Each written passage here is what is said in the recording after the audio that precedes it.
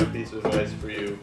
I think you should try to hold on to the idea that you're there to learn and not there to get good grades. Because there's going to be a lot of grade pressure, but you're going to enjoy it a lot more if you don't focus on that and try to let that sort of not impact your decisions. Okay. I think the classroom style was a little difficult to transition to because when you get into a classroom in high school, it can be a little intimidating. It's a lot more structured than this, obviously. And your teacher sometimes will randomly call on you, which you're not used to doing here that much. You sometimes don't write things down on the board, and you have to be prepared for that. I think for me, one of the great things about Thacher was that there's very little grade pressure. You guys have grades, you have occasional tests, but at a high school level, it's on a whole different scale.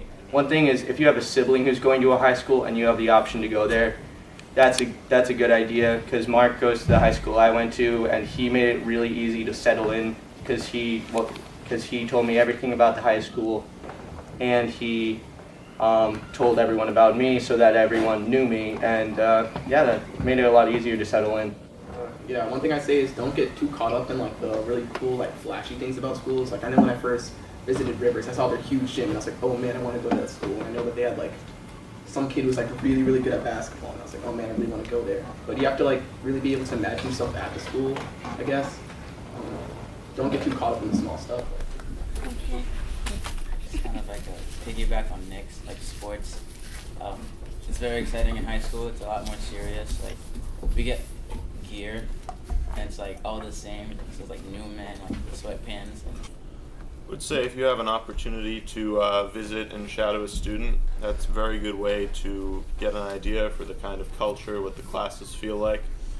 And it's something you're going to hear a million times in your life. Wherever you end up, it is really more about you than the school, and you will make the best of the situation you're given. Sure, to try and get involved with your school before you actually go there. I see coming into their friend groups.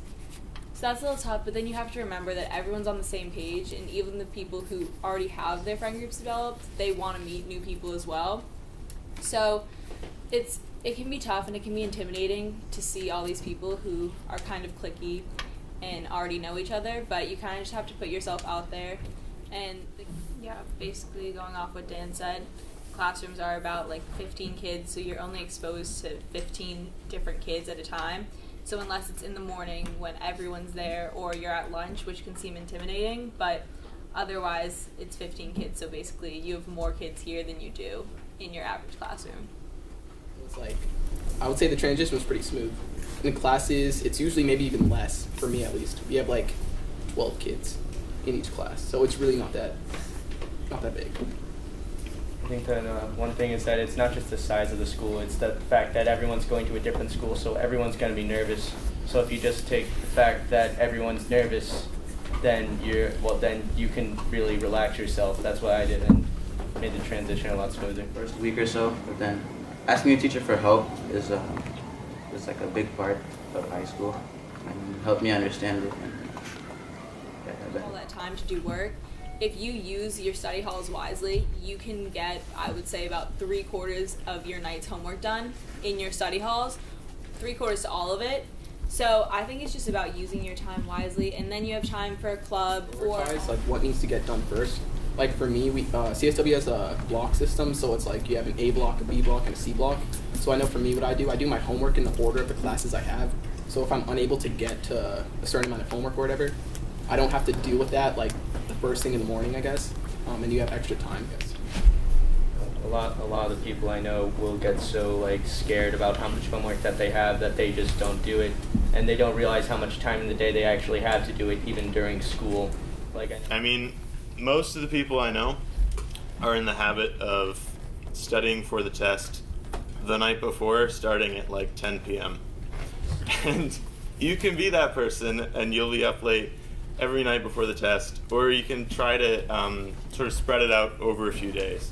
You're a lot more stressed out about it than you will be once you actually get to the school and once you actually get to the classes. But you will be nervous, and you'll be nervous for the next thing to come, and the day will feel like the longest day. But it's not that bad. And the second day is 20 times better. I'd say on the first day of school, already like 50% of the people know each other, but don't worry if you don't know anybody. Like, there's honestly, so many people don't know each other and so many people are strangers. It's just, doesn't really matter. Yeah, and even the people that already know people, they want to meet, everyone's looking to meet new people, no matter. No, there are a lot of good opportunities to learn, and I hope you're all excited for that too.